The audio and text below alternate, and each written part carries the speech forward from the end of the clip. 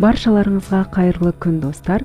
Бүгін сіздермен бірнеше минутта жасалынатын дәмді әрі оңай печенье дайындайтын боламыз. Бұл печенье үйдегі әрдайым бар заттармен жасалынады. Сондықтан бұл рецепті міндетті түрде сақтап алыңыздар. Видеоны соңына дейін қарап, менімен бірге болыңыздар. Алдымен біз ыдысқа жұмыртқа, қант, шым-шым тұз, ванильді қант салып араластырып аламыз. Оның үстіне жұмсақ сары майды салып жақсылап араластырып аламыз.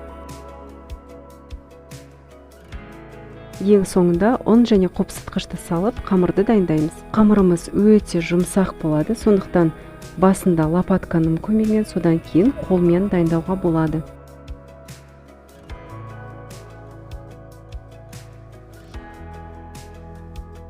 Қамырды екі бөлікке бөліп аламыз. Бір бөлігін шетке қойып, екінші бөлігіне какао қосамыз. Видеода көрсетілгендей какаоны ең алдымен сит арқылы өткізіп аламыз. Содан соң видеода көрсетілгендей какаоны қамырмен қосамыз.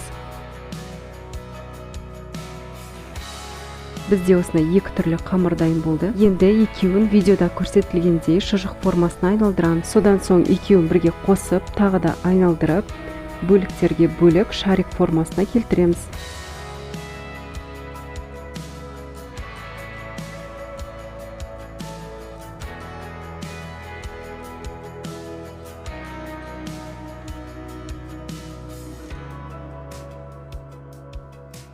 Содан соң қантқа малып, пергамент төселген листқа арасын алшақ қылып орналастырамыз. Және 160 градус қызып тұрған духовкаға шамамен 15 минутта пісіреміз.